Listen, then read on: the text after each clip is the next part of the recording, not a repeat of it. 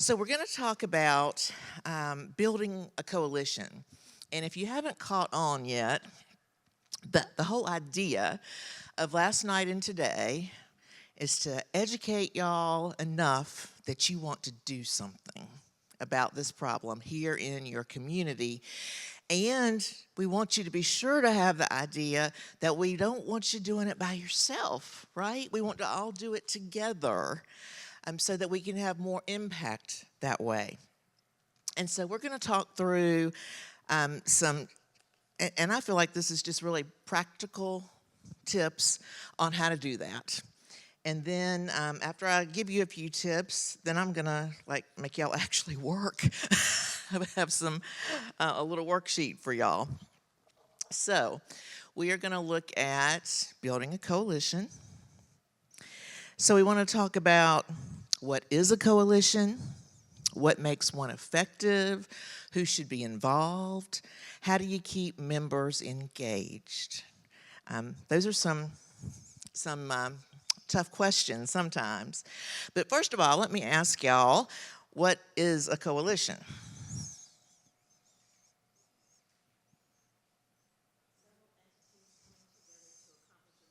Ooh, very good. Very good. Very good. That's fairly close to the verbiage that we have up here. A group of professionals from different disciplines coming together to form an alliance for combined action. So people coming together, and I think the key piece here is combined action. So we're all working together, we set a goal, and we're all moving in the same direction.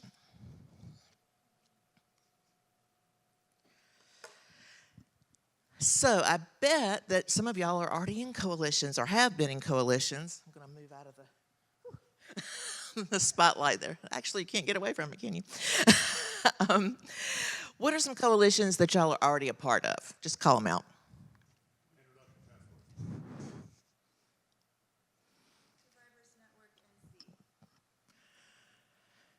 Anybody, you or your organization, a part of NC CASA, the Coalition Against Sexual Assault, the NC Coalition Against Domestic Violence? But y'all are in some coalitions, and so I just put up a couple that I'm familiar with. Obviously, I talked to y'all last night about NC CAT, and then which is the North Carolina Coalition Against Human Trafficking, and then NC CASA is the North Carolina Coalition Against Sexual Assault. So now I want to hear, we talked about what is a coalition, and I think a lot of y'all are involved in something. It may not be called a coalition. It may be called a task force. It may be called a MDT. It may be called something else. But tell me, what are some things that you like about them? What do you like about being a part of a group? I know you're a part of a group that's working together towards a common action. So what is something you like about it?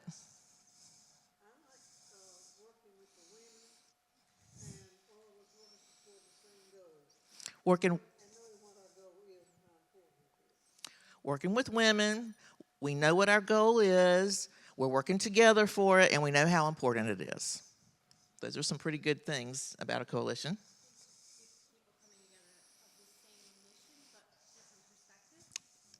Same mission, but different perspectives. Really good.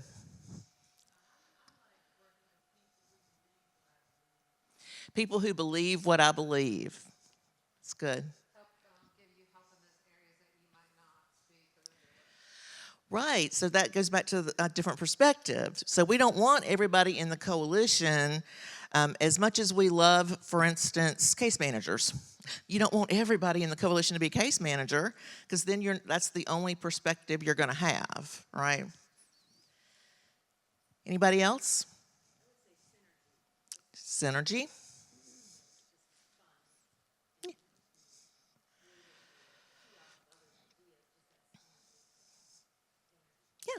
Yeah, synergy.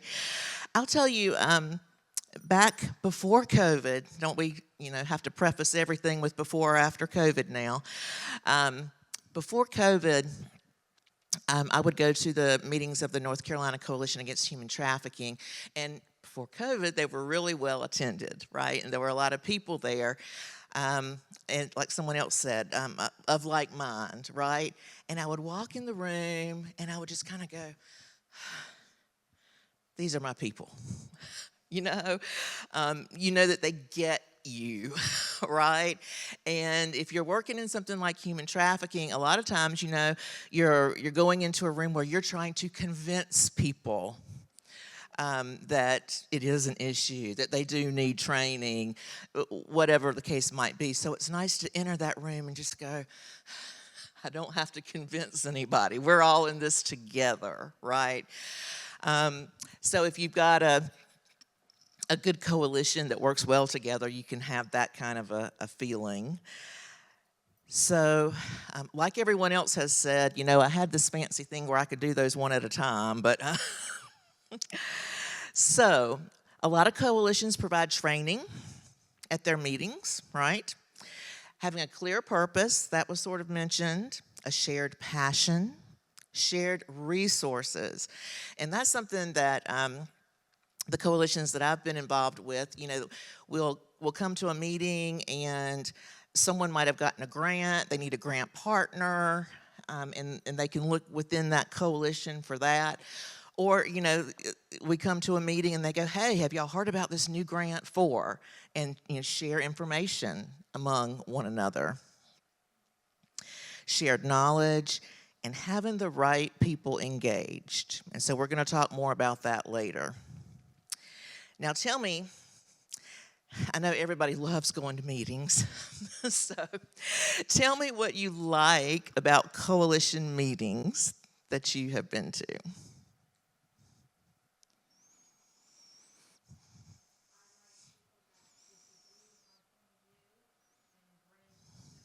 Mm-hmm.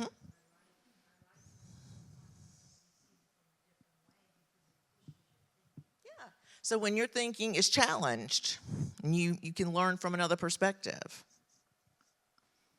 Any- Yes, we support each other.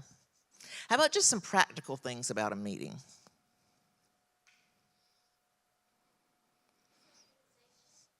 What? Socialization, yep.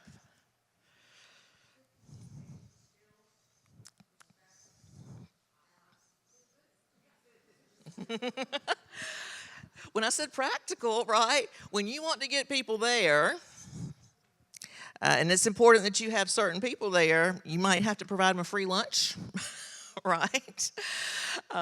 So sometimes food can be important. Starting on time, it's worth my time. There's a consistent meeting time, consistent meeting location.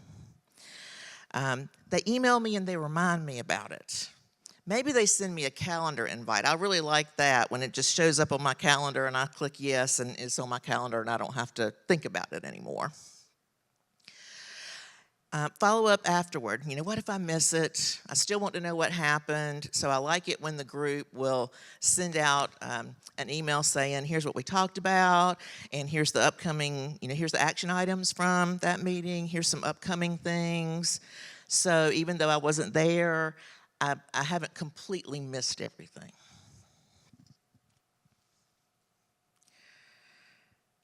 All right, fun times. What don't you like about meetings? Coalition meetings. Amen.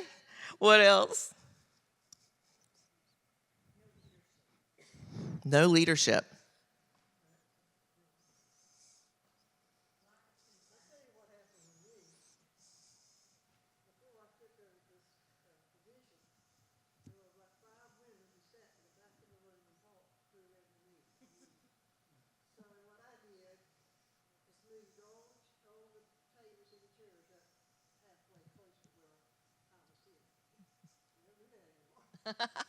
So, there were people in the back that were having their own meeting, weren't paying any attention, and were being disruptive to your meeting.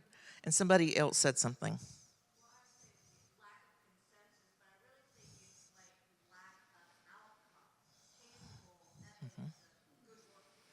That's right.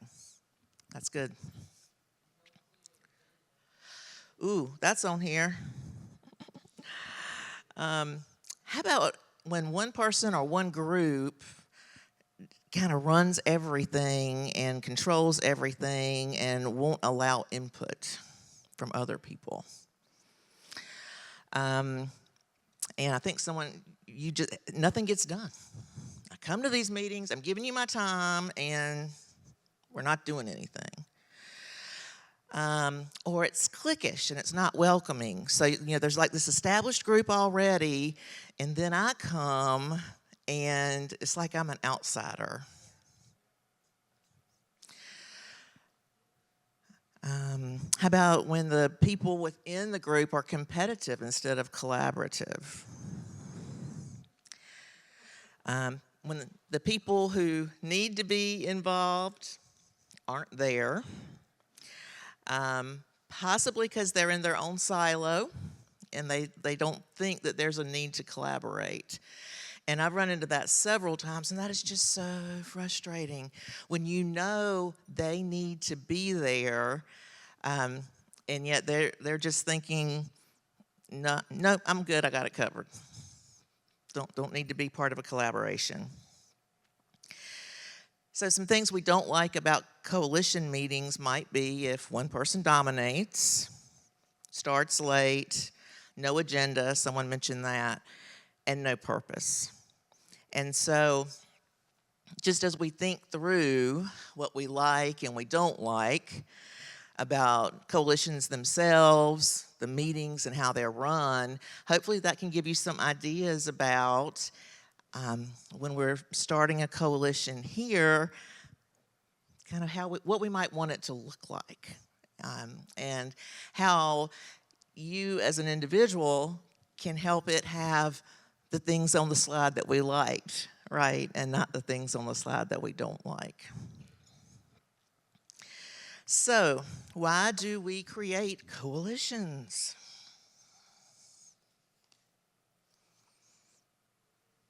To get things done. All right. What else?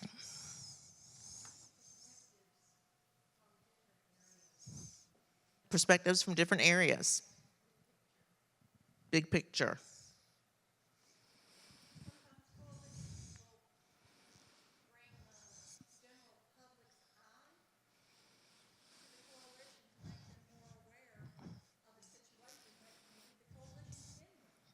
So creating awareness in the community.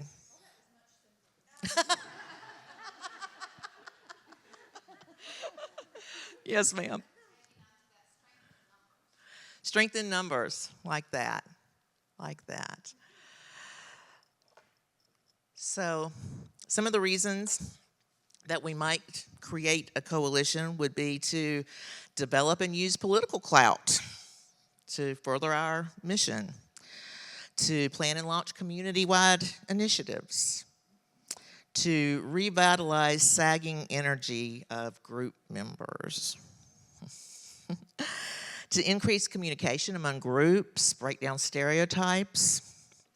Now, I'm sure this doesn't happen in y'all's community, but I have been in communities where, two groups that we need in any coalition dealing with human trafficking are going to be law enforcement and DSS.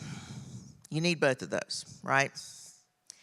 And I have heard rumors that there are some communities in which law enforcement and DSS don't work well together. Have y'all ever heard anything such as that? And it might be because of something that happened 10 years ago, that the director then and the sheriff then got in a little power battle or something, and so now we just don't work together. Or it could be the sheriff's department and the PD have that, a history of bad blood or something like that. So sometimes it might take some real work, right, outside of the coalition meeting to get the right people there. One thing we can do is pool our resources, create long-term, permanent social change, and I think that's what our goal is going to be, right? create long-term, permanent social change.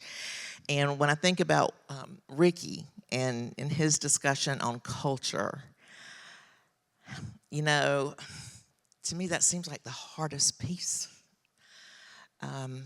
But it's so pervasive. I mean, it's all around us. We have to address that. And I like the fact that, one of their tools is starting with the kids.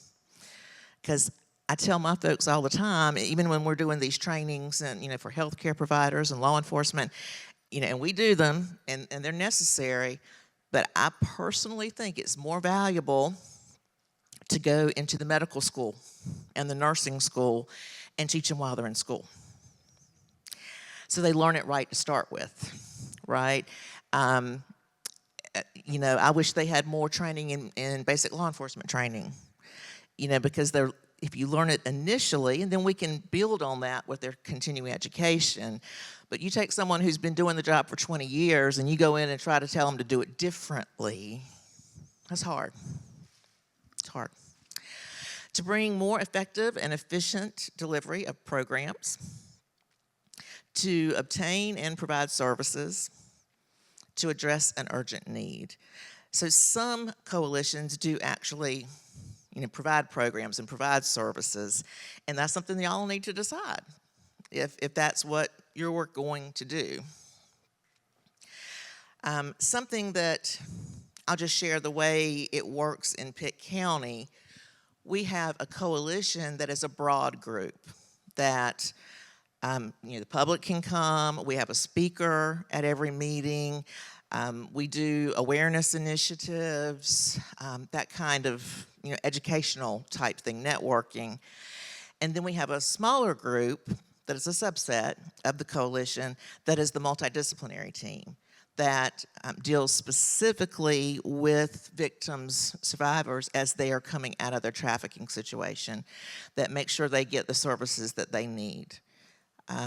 So, you might decide, do you need two different groups like that or a subset of one group?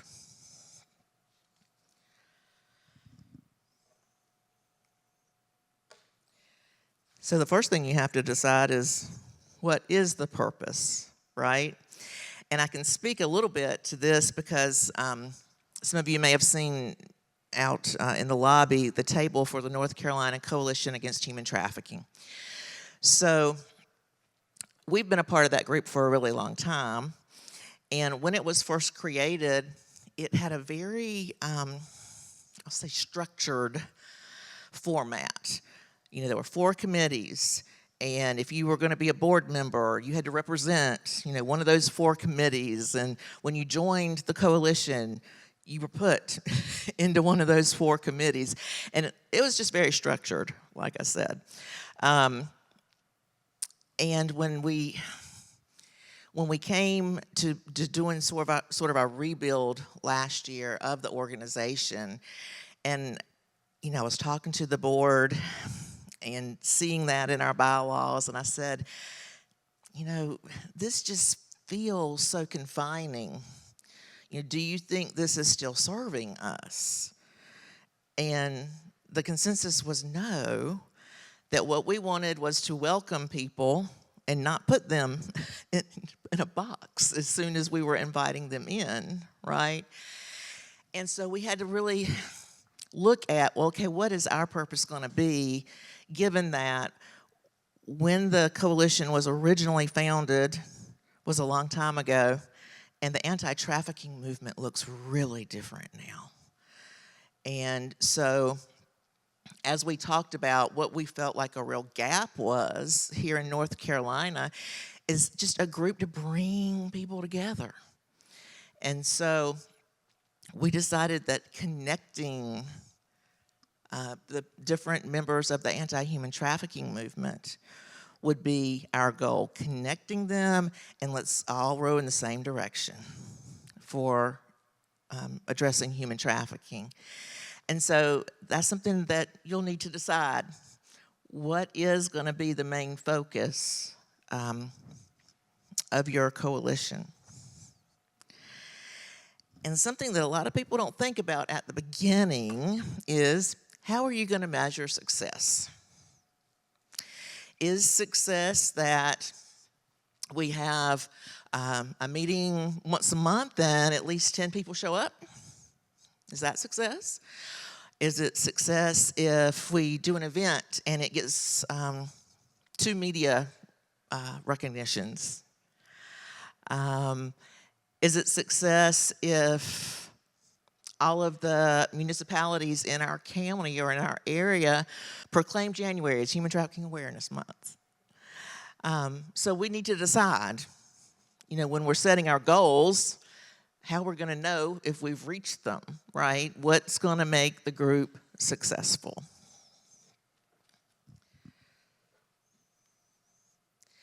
And when you're first starting something, this next part's really important.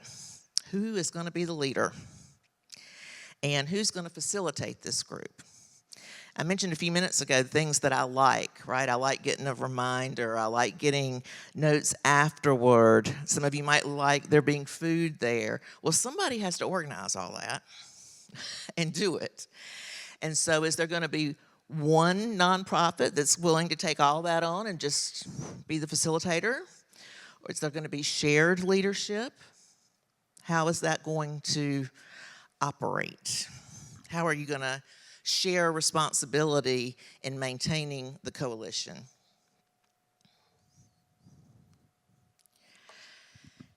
And this is one of the most important things. Who are we going to invite? Who do we invite to the table? And this is a long list. And I'll go ahead and tell you, they're not all going to come. You invite them, as Alyssa said, she invited the school board, I think it was. And as far as we know, they were not here. So when we look at who needs to be at the table, I mentioned law enforcement earlier. If you have a child advocacy center in your area, the DV center, the sexual assault center, legal aid, the district attorney's office, medical professionals, judicial system professionals, legal services. I mean, there's just a long list of people that you can invite. Social services, public health, hospital, and some of these are repetitive, sorry. Substance abuse treatment facility, mental health providers, faith-based providers, and then your local community colleges or universities. So these are people you invite. You have to decide which ones you're really going to go after, right? Which ones you feel like are most important. In Pitt County, we are really blessed to have both a social worker and a SANE nurse from our ED in the main hospital there. And that's really helpful because they tell us things, how things happen in the ER, but they also can tell us, sort of how to manage I guess I'll just use the word bureaucracy. They can't just say, okay, we're going to start screening in the ER. They can't decide that. That has to be a higher up kind of decision.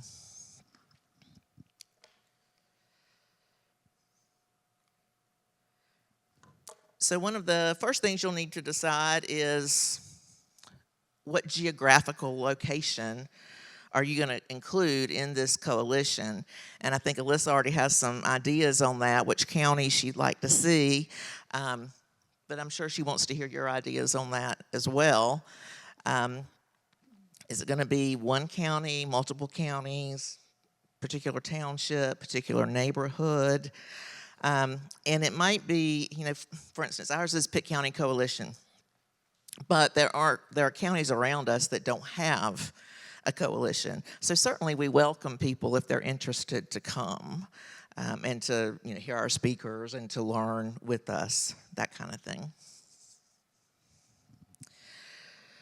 This next one's hard. What does the table look like?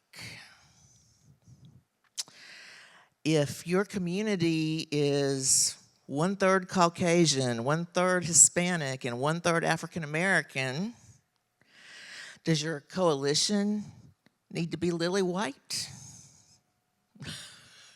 No. Your coalition needs to reflect who is in your community. The people who are in the community need to have input into what the coalition is going to do. So how are we going to invite all these people? Once we've figured it out, all the people that need to be at the table, how are we going to invite them? So what do y'all think you should do? You've decided who to invite. You've got an idea. How are you going to get them there?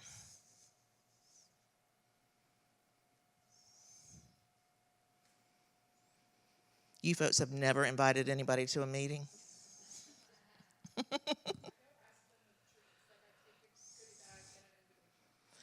So you go to them in person, and you take them a little treat and invite them to your meeting. I think that's really good. That's a really good idea. What else?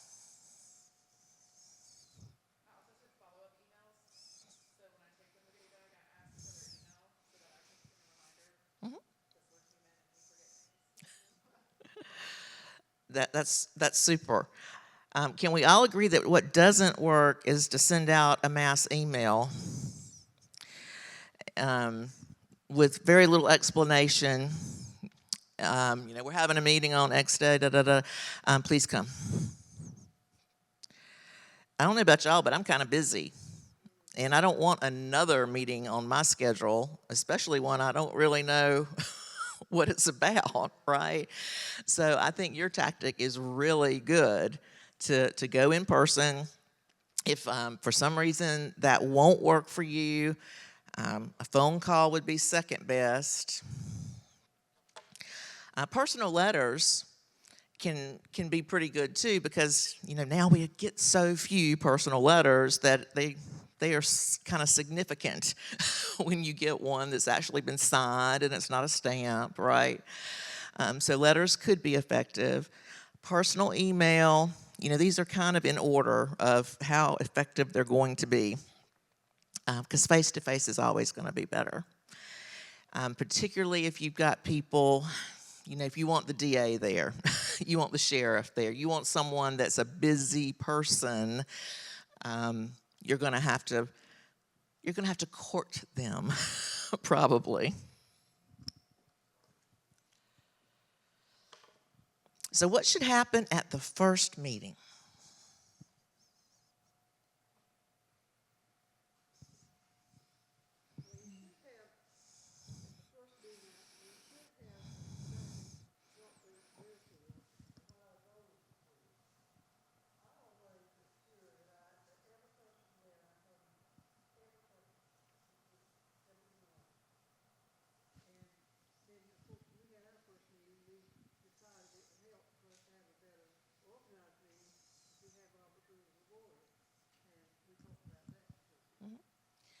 So she said to make sure everyone feels important, to have clear goals and purpose. I would suggest, if you're starting a new one, to have drafts maybe of your purpose and your goals and your mission and that kind of thing, because you want the folks that you've invited to have some ownership. So allowing space for discussion to finalize what those goals are going to be or what the mission statement might look like will tend to make people feel like, hey, I'm a part of this too. This is my coalition too, rather than starting out and saying, okay, here's what we're going to do. So that's just a suggestion.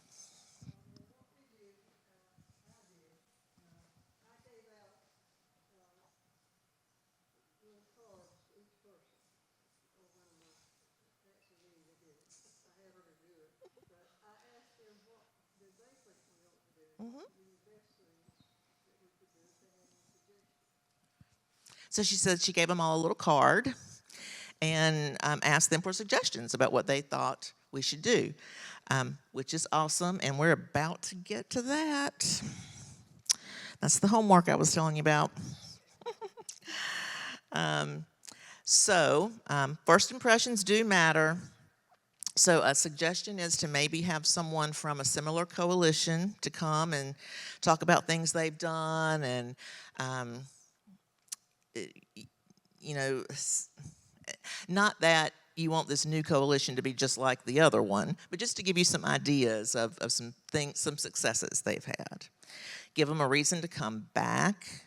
So when they come to your first meeting, you've already got the second meeting planned with a date and a location and a time. And don't say we're going to email you with that. And something I would say is, do not email me every 2 days about this coalition. You know, twice a month.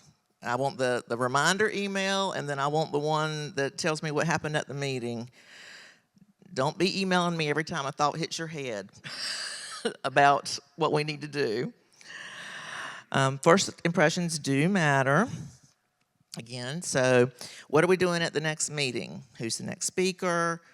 Has the group decided to plan an event? Who's in charge of that? Who agreed to do something? How often are you going to meet? Where are you going to meet? Decide those things at your first meeting. And then keeping folks engaged. So I'm going to tell you a little bit about the Pitt County Coalition we started back in 2016. We meet the same time every month. We meet at the same place every month. And I feel like that just helps people keep it in their heads that you're not changing it all the time.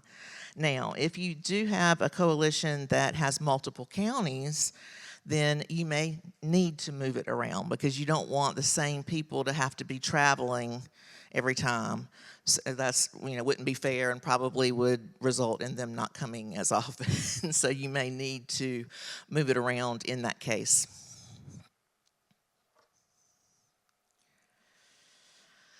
So here are just a few pictures. So one of the things that we do every year is we invite the local municipalities to proclaim January as Human Trafficking Awareness Month. And now is when we start doing that. You make contact with them and then find out when their January meeting is, and then we go to that and receive the proclamation there. We give them little handouts. We give them the little blue human trafficking awareness ribbons.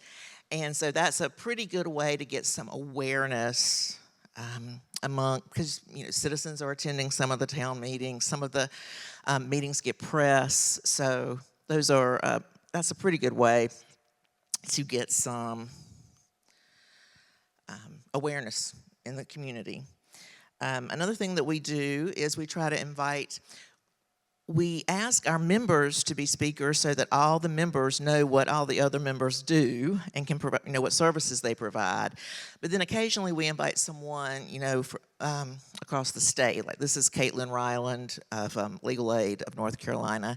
So people that can bring in information that your coalition members need to know.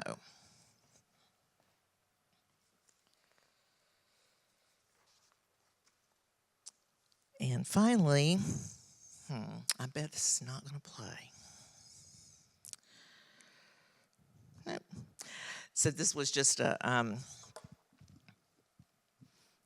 news clip of someone that had come to one of our meetings. I was going to show you that. That's okay.